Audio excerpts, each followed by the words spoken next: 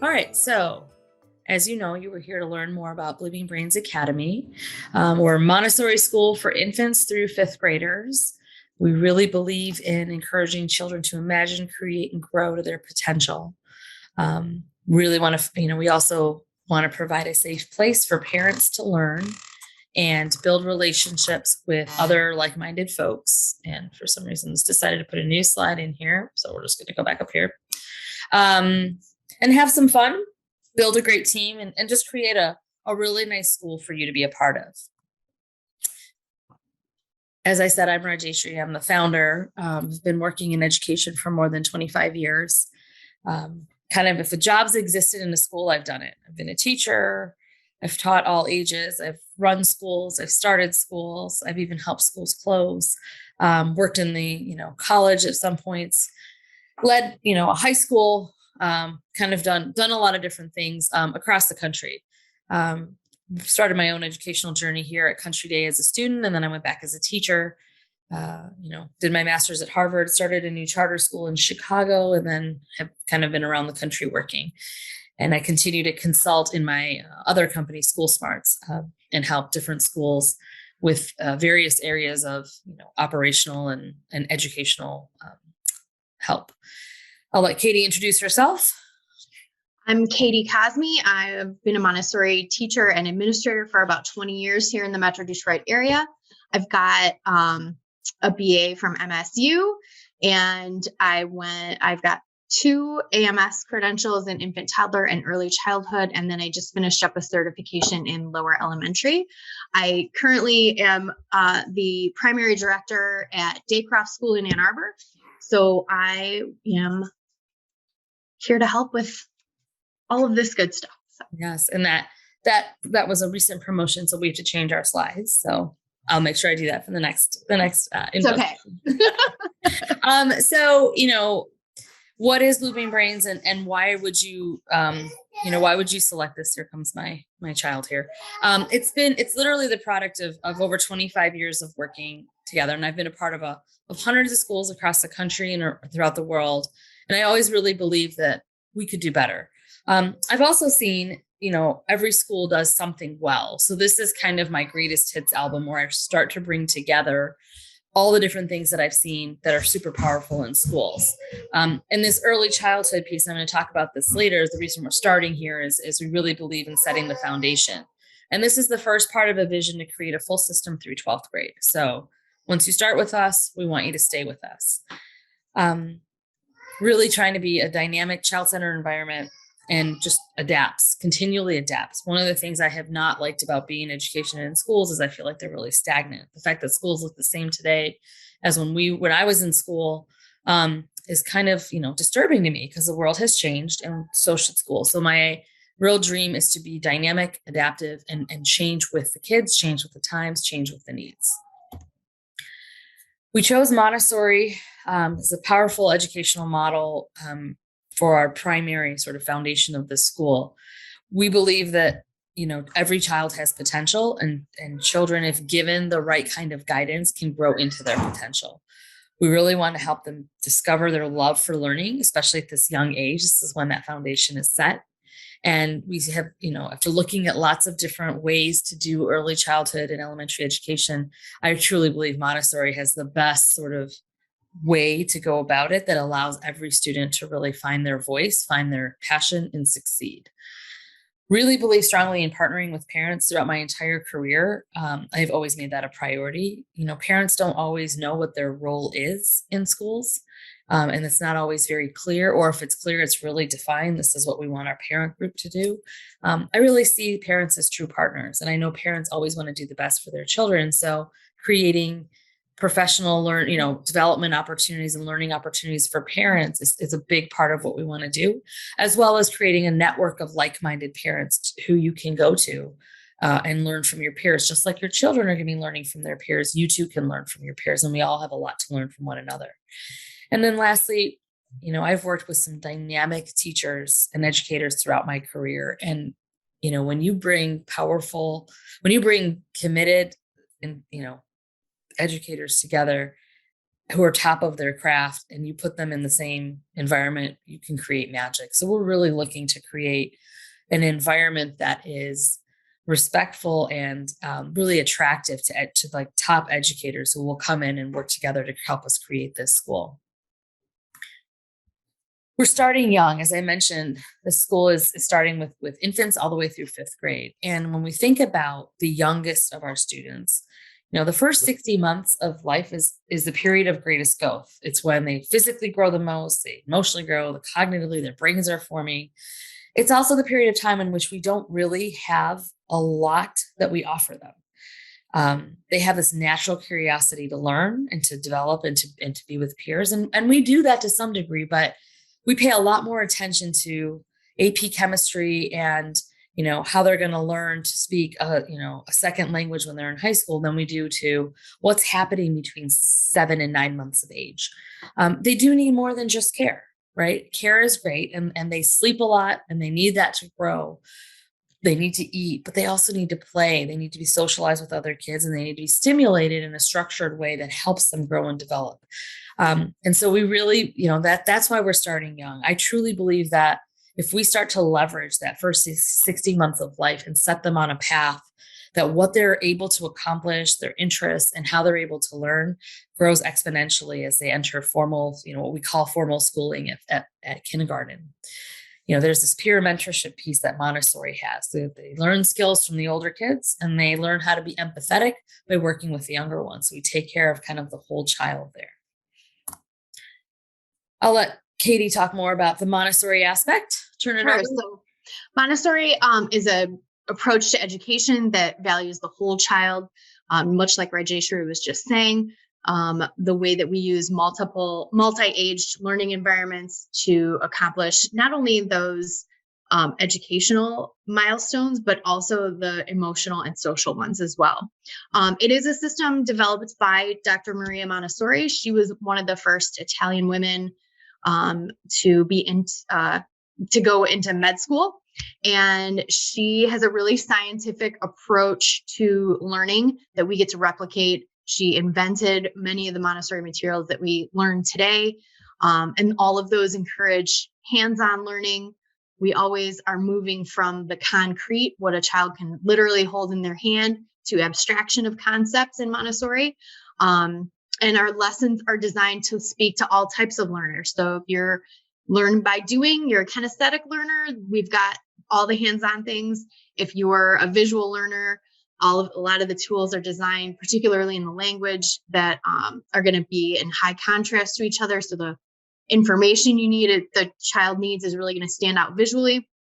And if you learn by listening, we're giving just key information during a lesson, and that's really all a kiddo needs to take away from that.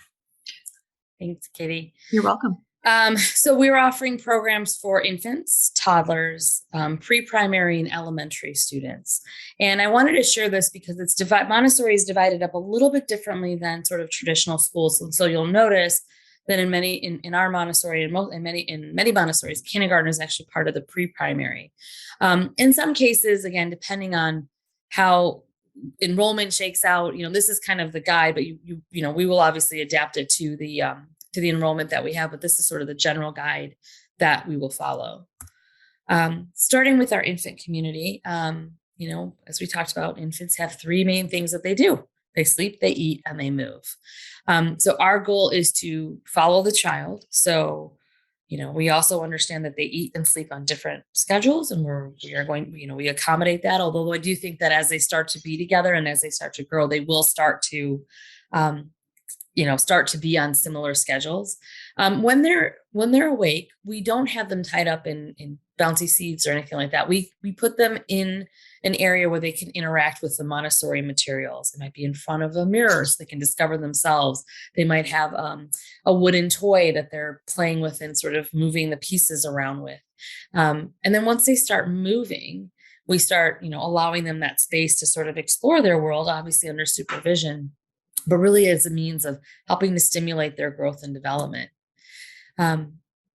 We will also help them, as they start to learn words, we'll keep you informed of that. We'll be using 2 different communication tools to help share progress. One is called Transparent Classroom, and it is a Montessori specific tool that lists milestones.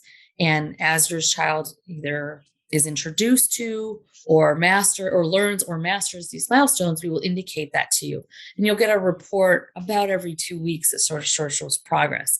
It's kind of like weighing yourself. Doing it every day doesn't necessarily show you the progress. You need to have enough time in between, but we don't want you to have to wait months and months and months to know how your child is doing, especially when, at these young ages, when there's a lot of development very quickly. You'll see progress in 2 weeks. We will also be using another piece of software or app called Brightwheel, which a lot of early childhood centers use. And that allows us to share pictures and share other information with you so that throughout the day you get a little glimpse into the life at school. As a mom, I know I value that so much, since it's definitely something we will be incorporating into our school. Go ahead, Katie. So in our toddler community, they really focus on movement again. They're getting steady on their feet. They're learning to use the toilet. They're really developing a strong vocabulary as well. And those are things that we're going to be making sure they get on a daily basis. Every time they, go to the bathroom, they get offered the toilet. They're going to be participating in a standing diaper change once they're pretty steady on their feet. And that's something we'll partner with parents as we move through. We're really wanting to be really that concierge to parents as those developmental milestones present themselves and we move through them. We're here for that. We're here to walk you through that, to let you know, when it's time to start doing things like that. There's also a really robust amount of sensory experiences tied into the Montessori toddler curriculum. And like I mentioned, daily vocabulary building and developing the strength in the hand so that the children can really experience those materials that Maria Montessori invented. And Katie and I just had a conversation about the strengthening of the hands because my toddler has been pinching us. And so I said, Katie, before we do this, what do we do about this? We can't get her to stop. And she explained that it's a developmental stage that she's learning how to do that. And so, she gave me some tips on how to help my child stop pinching all of us, because she's not doing it to be mean, but it's just a developmental stage. So I can tell you firsthand, this is what they're doing at this stage. Developing the hand. Yeah. Mine will be 21 months tomorrow. So yeah. Good. Other things we're working on in the toddler community are those activities that are really rooted in classification. Toddlers love to sort and arrange and put things in order. We really set up the environment to be optimum for those things. And those are not only sensory explorations, but they start getting those executive functioning processes in place too within the brain. So, and then I mentioned the toilet training and what a partnership that is between home and school. Absolutely. And this is where we're laying the foundation for those sort of academic skills, if you will, right? So this is when they're learning to talk, they're learning to sort, they're understanding relative size, they're understanding that letters have sounds to some degree, they're understanding that 3 is more than 2. We're laying the foundation for some of the academic skills that then we start to see more of in the pre-primary. And this is where we start to differentiate between, call it, content areas. Now, again, I don't want you to picture a 3-year-old with a textbook, diligently copying lines from a board. That's not what's happening. They are, however, exposed in a classroom that is divided into several curricular areas. So they may go to the math area and play with the math materials. They call it play. It's actually learning, where they start to understand concretely, as Katie mentioned, what numbers are and what they mean. There are beads that they use and beads on a string. And then there's there's something called the stamp game. And there are these bars that they use to, again, start to learn how to add and subtract and understanding what those concepts means. It's a long time until they see an algorithm. It's a long time until they learn how to carry the 1, because they're not carrying the 1. By that point, they understand that it's place value. I'm not carrying the 1. I just had 5 And 5 and 6 over here made 1 10 and 1 1. So I now have to group it with the 10s, not with the 1s. So you understand the concept behind it. Kate, I'll let you talk about that. If you can't tell, I'm a math teacher by trade, so I love talking about math, but I'll let Katie talk about the rest of the curriculum. Yeah, so the golden and Rajeshwari, you really just kind of covered both things here on Yes. the math portion. On the language area, we do teach reading phonetically. So we'll group letters into different groups, and we'll teach children really just the sound associated with those letters. We kind of try to trim the fat and really only give the child the information they need in order to read. I've never graduated a child from a pre-primary classroom who didn't also know the names of the letters and the sound they make and their order within the alphabet and all of that. It's something that comes, they soak it up from the environment. It's not something that I overtly have to teach them. The thing I have to teach them is the sound that it makes and the sound that it makes when it's paired with another consonant, etc. So after we kind of master those sounds, we're working on identifying the beginning sound of just a 3-letter word, the ending sound of a 3-letter word, and then finally that middle vowel sound. That's always the tricky one to hear, differentiating. So then they move into word building with our movable alphabet. They're matching objects to sounds. And then they're moving, and then in the sensorial area, we've got all manner of activities invented by Maria Montessori that are going to give them experiences with color, shape, form, taste, texture, weight, smell, all of those things. They're going to be sorting away and having all kinds of putting things in order from smallest to largest, putting color tiles in order from grading them from, lightest to darkest, and just really honing those visual skills, because those are the things that are going to really let that academic information in when they have that visual discrepancy really tuned in. So even snack is part of the learning process, and we'll talk about the practical life, but snack is done in a group way. Some, they help prepare the snack, they serve their own snack. This is part of the independence that we are helping them learn, even at these young ages. It's also not uncommon for kids who go through the Montessori program, especially starting at that infant toddler, to start reading and start doing, math that typically you don't see till later elementary. We don't push them to that. That's not the goal per se. But by the same token, when a child has the foundational skills and understands and is growing towards that themselves and shows the interest, we absolutely encourage it and help them get there. So, I have seen kids graduate out of pre-primary reading books that are meant for second, third graders, because they're able to do that and able to comprehend. And the same thing with math. Yep. So in our everyday living or practical life area, these are where children are going to really develop that hand. So we're looking at pouring, scooping, using tongs, other activities that really help with that fine motor control. They're learning how to fold clothing. They're learning how to match socks together, put them on top of each other and fold them together, put them in a laundry basket. They're learning how to scrub a table that maybe was dirty after snack. They're learning how to wash mirrors and windows within the classroom so that they're nice and clean and we can see clearly to the outdoors. We might be polishing silverware, scrubbing pennies with just a little bit of salt and lemon juice and a Q-tip. And wow, is that impactful? Because it's such an instant gratification thing. They really see that penny gets like really beautifully shiny with not a whole lot of elbow grease. So that's really nice too. This was fun for me when my now 7-year-old was learning these things, and all of a sudden I'm folding laundry and she's next to me folding the socks and folding the towels and all this, and it was just, and she felt so good about contributing to our house at 3.5 years old. And I felt awesome that I didn't have to fold the socks because I hate folding socks. So it was a win-win for all of us. Yeah, socks are the worst. The students also are going to have lessons in science.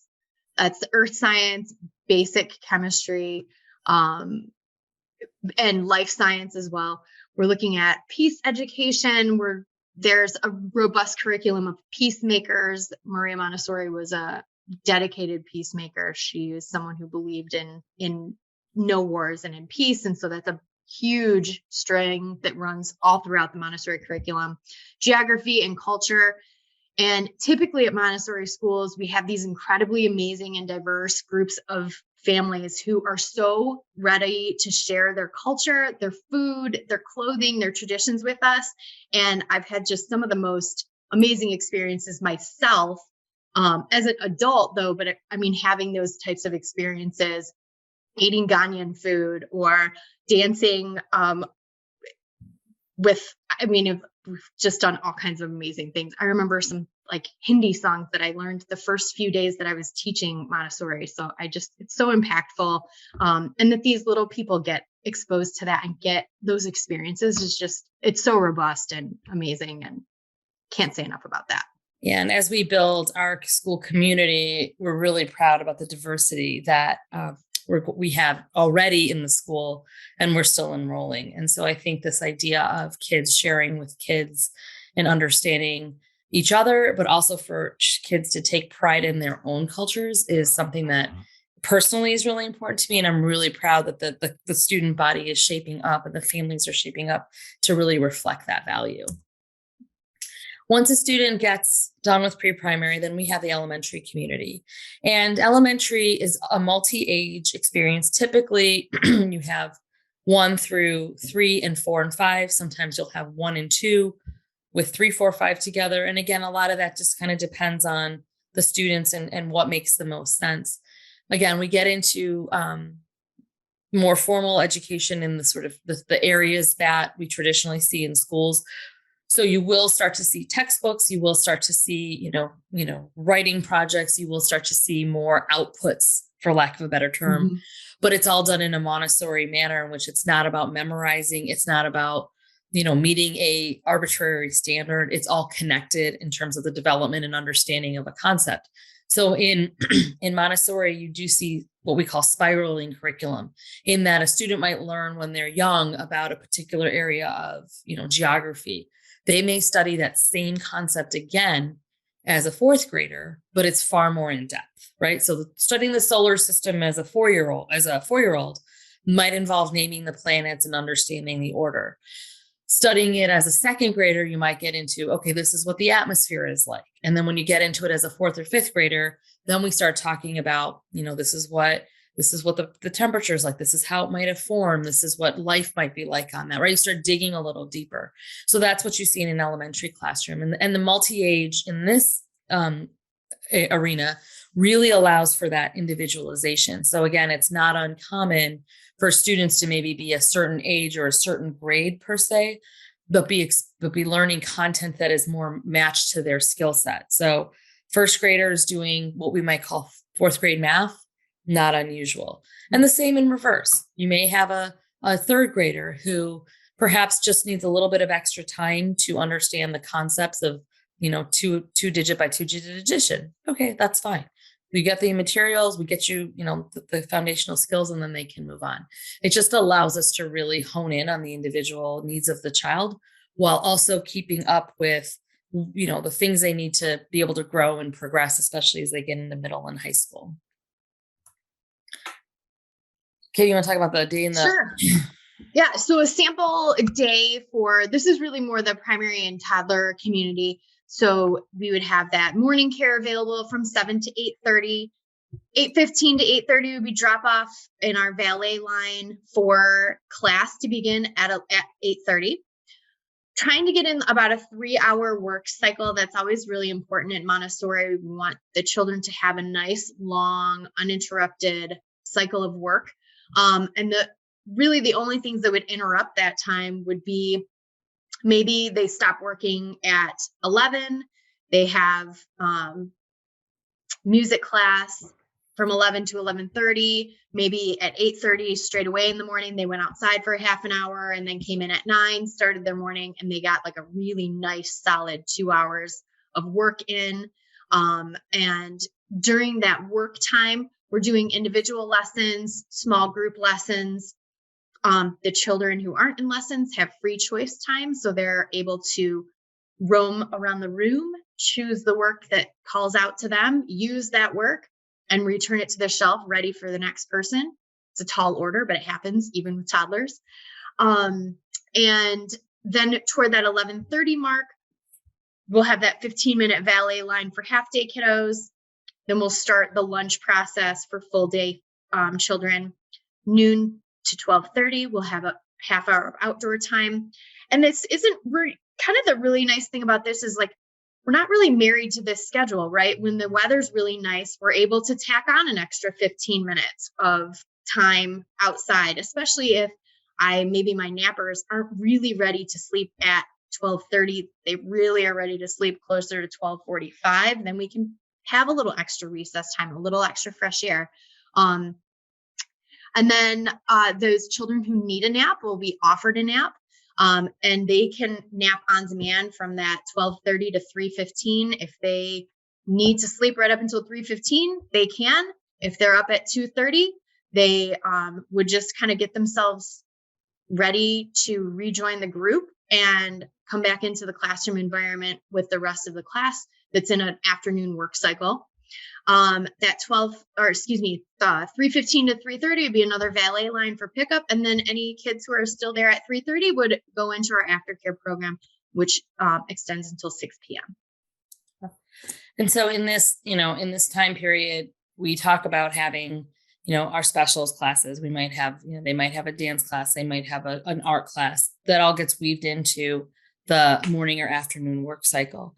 And we have a few limited half day spots, but that's mainly, they're very limited at this time just because we truly believe the consistency of being there for the full day is really what gets you the best of the Montessori experience.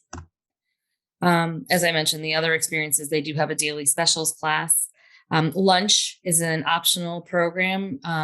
Starting probably the second semester, we'll have a menu where, you can order different things. We'll partner with some restaurants and create that. However, the overwhelming preference of all the parents that I have been speaking to is that they would prefer that their children bring their own lunch. Obviously, we have to be allergen free, and so no nuts and that kind of thing. And we'll give you guidance on that, but you will send your lunch with your children, uniforms. We will have a school shirt for pre-primary and above, but again, that might be something we integrate later on down the road. As a mom, I'm also practical. I mean, kids grow out of their clothes so fast that the idea of having to buy a special shirt, and buy several of them when they're growing so fast just doesn't sit that well with me.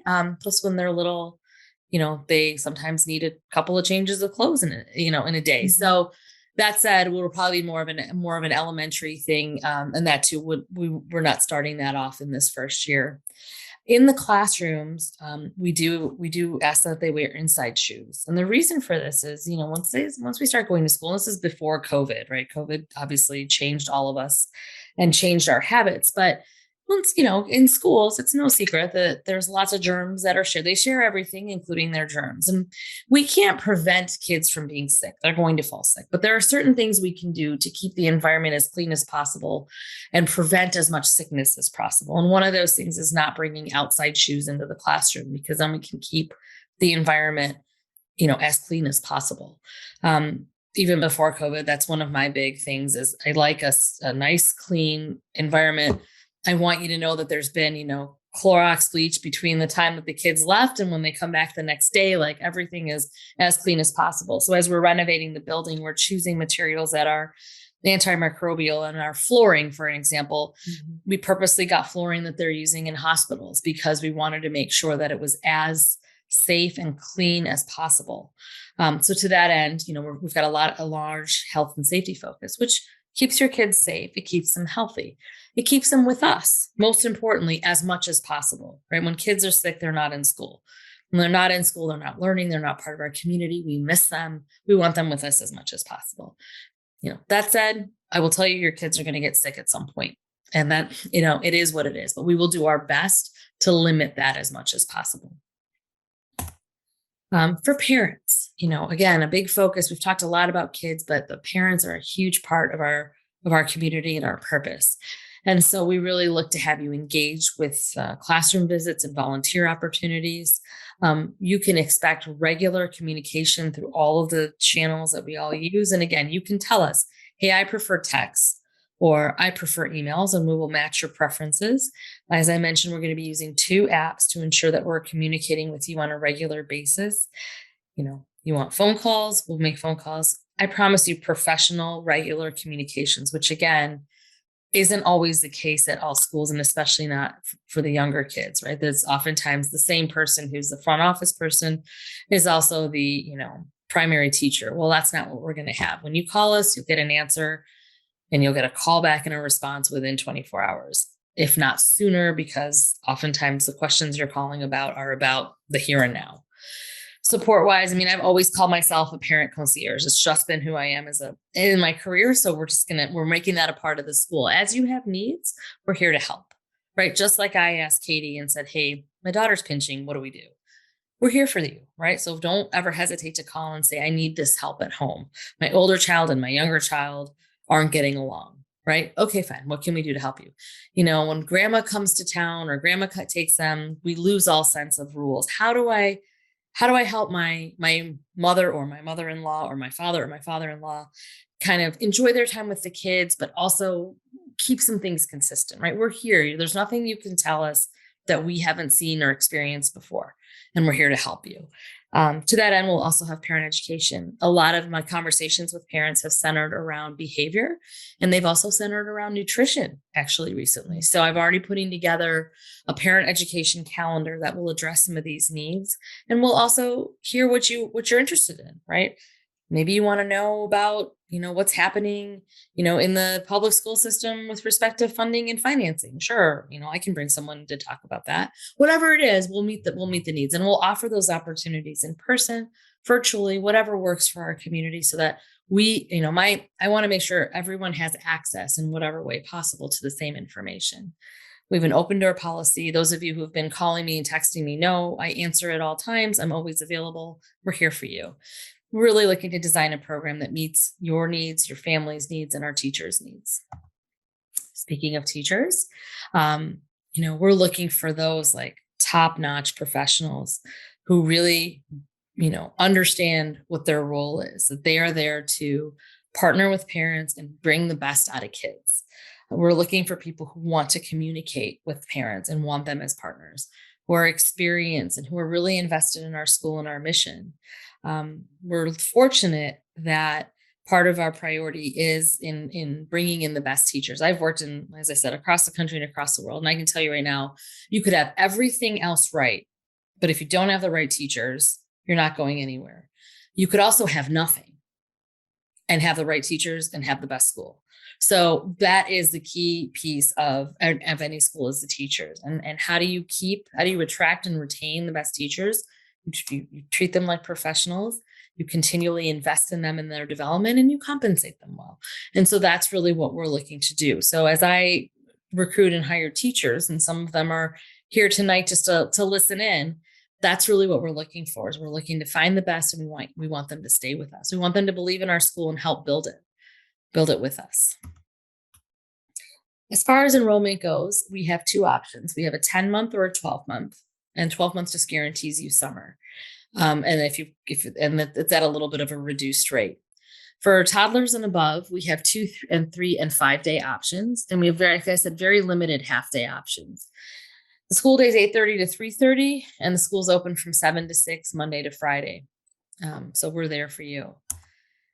I think most of you have seen this tuition chart, but this is what our tuition rates look like right now. And these are still our introductory rates. They are likely to change in the next, next week or so here, because we built a budget on a slightly different tuition, but we wanted to offer introductory tuition rates for the families that were early adopters to us.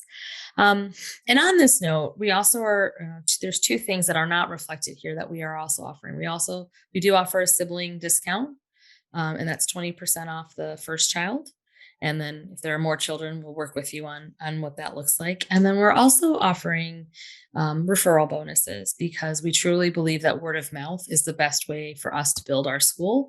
We want a community that is like-minded. And so who better to ask than our current parents.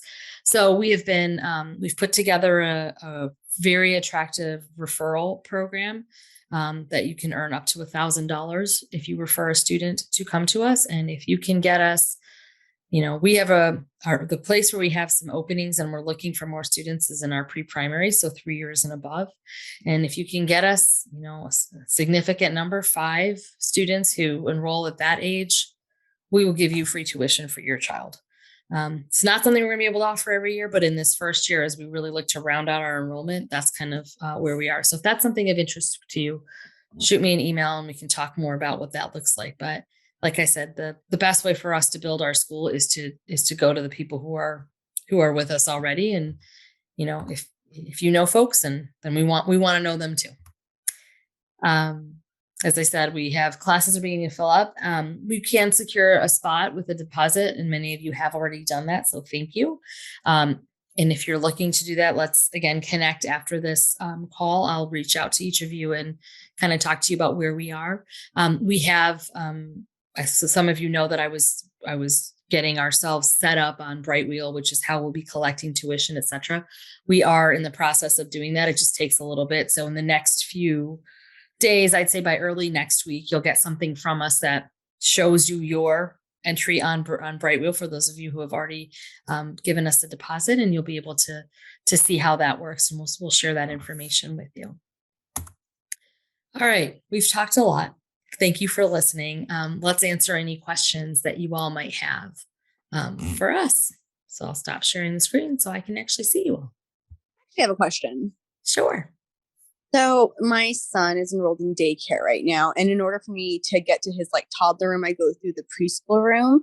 And every time I walk in, they have the kids going to the bathroom and they're completely naked with the door wide open. So adults can just walk through and see. And I know they're potty training and whatnot, but is that something that you guys will have? Or, is that just normal? I don't know. I have 2 kids, only one's ever been in daycare and it doesn't go that often. But is that normal? It bothers me that I wouldn't want my kid to just be exposed to other adults. I can let Katie answer the sort of toilet training process. I can tell you that the layout of the school does not have you walking from one classroom to through another. Okay. And each classroom has its own bathroom. Okay. So, but I can let Katie answer kind of how that. There's also rules associated with that, but no other adult would be walking through that classroom to get to another classroom. We designed it with these beautiful hallways. And so, okay. Go ahead, Katie, you can explain the rest of it. Yeah. So door open, right? That's for everybody's safety. But it's also, so that is typical, but, it's not typical. Yeah. It's not something where where it should be in a situation where anybody's passing through and it would happen. Yeah. I would be uncomfortable with that too. I would share your discomfort, Nicolette. I thought it was weird. And then my husband saw it and then he thought it was weird. So I just at least I was I'm not the only one that thinks it's different. Okay. Yeah. If it's their layout, that's one thing. But if they know they've got parents coming through, you can close the door maybe enough to give some privacy or put some type of visual barrier or something. Pull a curtain or something like that where it's not, a fire hazard. Right? Something that allows you to still keep eyes, but not totally. Yeah. Yeah. I would rethink that. Yeah. We are. That's why we're moving. We're just, Thank you. Oh man, that's uncomfortable. Definitely. Thank you. Yeah. No problem. I have a question. Sure. Hey, Allie. So, hi there. I saw that the slide says if you want to put a deposit, it's good until June 15th, but being that it's the end of the month, when is the deadline or when you wouldn't get your money back for that? And I think, that I should have added that to say, actually we changed it to June 30th. I think what I have been doing with families now is I've been telling them, I've been giving them 2 weeks. Okay. So let's go with 2 weeks and we'll do that for the next couple of weeks here. And then after that, we may change it. But yeah, I would, I understand. I don't want someone to make a decision this is not high pressure sales here, right? Like, yes, we want you, but it's a big decision and we want to give you enough time. So I'd say 2 weeks is about what, and I'd be happy to talk with you about that too. Of course. Okay, so I have another question then. So my husband wasn't able to watch this with me. Is there any way you'd be able to share the recording or the slideshow? Yes, we will share the recording with you. No problem. Just tell Okay. them not to laugh at my funny faces that I make. Oh, No, mine too. Watching yourself on Zoom again, I'm like, oh, whoa, I did that.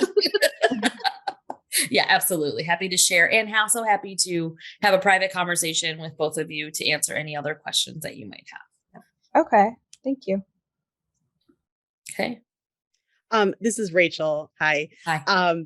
I have a quick question about outdoors. I was just wondering if you guys are going to utilize Roosevelt's yard at all, or if like they will let you do that, or if you plan to have your own outdoor space. Great question. And Rachel lives near the building, so she's actually been by. So at this point in time, we don't have plans to use Roosevelt's yard. What we are doing though is the back of the building, there's a large parking lot. We're taking a good chunk of that, breaking the concrete, putting down some of that, pourable rubber, I think is what it's called, something that has a little give, and putting a playground back there. I'm also trying to talk to the church that's right next door to the school to see if we can also have access to their backyard. It's just, I think the pastor and I keep missing each other by phone, but we will have our own playground in the back, and it will have areas for all the ages of the kids. Cool. Thank you so much. Yeah, my pleasure. Good question. Good question. Yeah. Good question. I have another question. This is Alex. What do you guys have a start date in September, or is it tentative? Well, tentatively, it's the Tuesday after Labor Day. And that is our goal. And that's what we are safely heading towards. I say that, but we also know that stuff happens. And so, I will keep everyone up to date on that.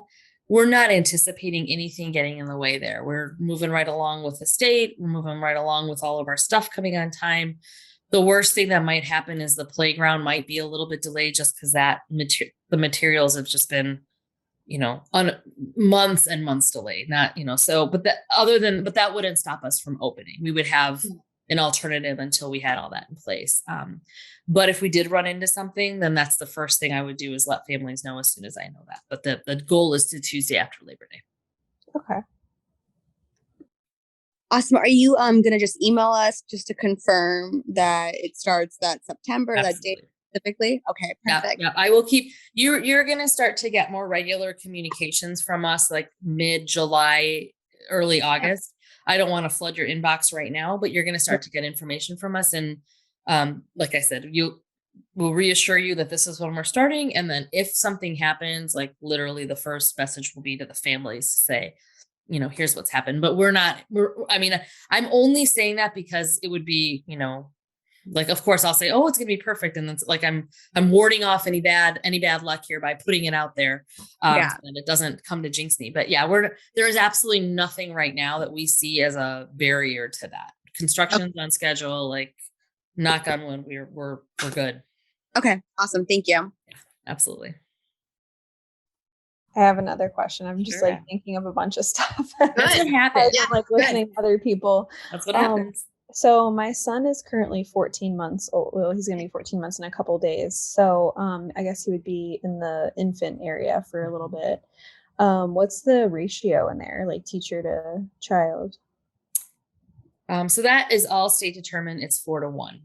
Okay. And it is possible. Again, this is where we are going to look at the sort of total student body and determine what makes the most sense. Because we've got a decent, your son is the same age as some of the other, other kids. And so we're going to have to decide, does it make sense to start them in the infants, or do we just start them in like the toddler room, knowing that they will all grow together, right? What's the least disruptive and makes the most sense. So that's kind of how we'll do it. And that ratio is also 4-1.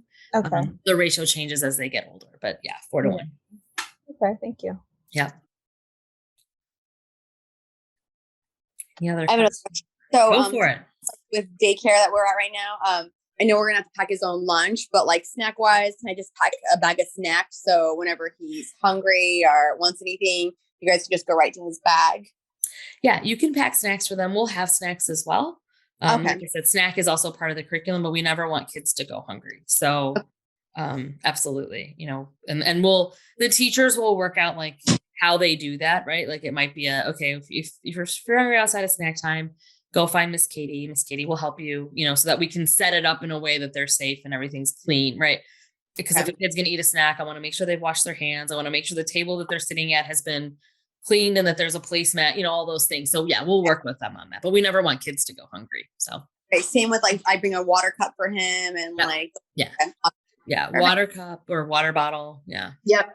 And every day, Nicole, you're going to want to send that water bottle because it's just so important that they hydrate throughout the day, and their just brains need so much water and hydration. So absolutely, all day, every day on that one. Awesome. Thanks. Yeah.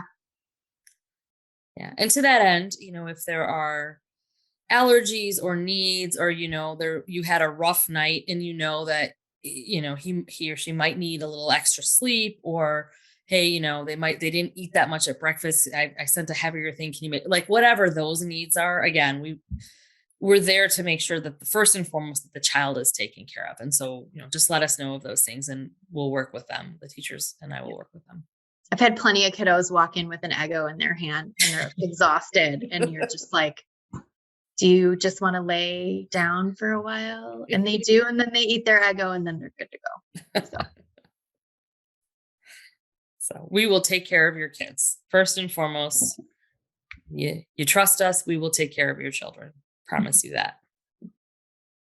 So.